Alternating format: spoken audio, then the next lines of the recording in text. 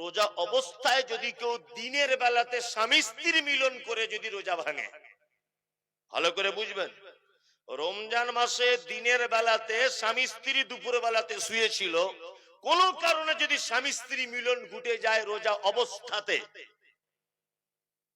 এটা কিন্তু আর দোয়া করে পার পাওয়া যাবে না।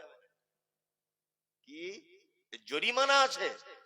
1 নম্বর জরিমানা গোলাম আজাদ করতে হবে, 2 নম্বর জরিমানা 60টা রোজা রাখতে হবে।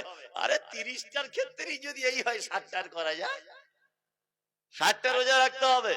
আর না হলে 60 জন মিসকিনকে কি করতে হবে? খেতে দিতে হবে। এর নাম সিয়াম। অনেক বৈধ জিনিস অবৈধ হয়ে যাবে, যেমন স্বামী স্ত্রী মিলন দিনের বেলা, রাতের বেলা, দুপুর বেলা, বিকেল বেলা, সকাল সন্ধ্যা, যে কোনো টাইমে আপনি আপনার স্ত্রীর সঙ্গে মিলিত হতে পারেন, কিন্তু রমজান মাসে চলবে না দিনের বেলা। যদি রাত্রে আপনি স্বামী স্ত্রী মিলামেশা করতে পারেন, কোনো সমস্যা নেই, সাহারি আগ পর্যন্ত, ইফতারি পর থেকে নিয়ে সাহারি আগ পর্যন্ত। তাহলে আমরা এই অন্যায় কাজ দিনের বেলা তো রমজান মাসে করব না, তাহলে অনেক জরিমানা। কি বললাম বুঝলেন?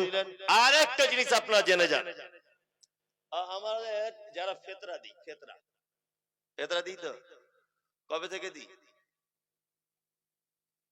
ওই মোটামুটি 15 থেকে শুরু, তাই না?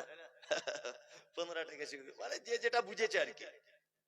এগুলো খুব মানুষ ভুল করছে, ওই জন্য আপনাদেরকে আমি বলে দিচ্ছি, এবং আমি যাচাই বাছাই করে জেনে বুঝে তবে আপনাকে বলছি। এগুলো আমাদের জেনে রাখলে একটু ভালো হবে, কারণ 2-4 দিন পরে রমজান আসছে, তাই না? এক, আচ্ছা আমরা ফেতরাটা দিই কেন, এটাকে বল।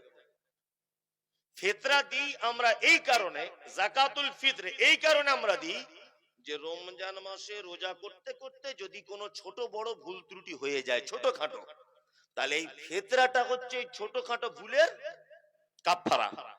এই ফিতরার মাধ্যমে আল্লাহ আপনার রোজা অবস্থায় ছোটখাটো ভুলগুলোকে কি করবে? মাফ করে দিবে, তাই তো? আপনি 15টা রোজায় ফিতরা দিয়ে দিলেন, তাই তো? আচ্ছা বলুন তো, 15টা রোজায় ফিতরা দেওয়ার পরে এখনো তো 15টা রোজা বাকি আছে, আছে না নেই? তাহলে এই 15টার ভিতরেও তো ভুল ত্রুটি হতে পারে, পারে কি পারে না? পারে।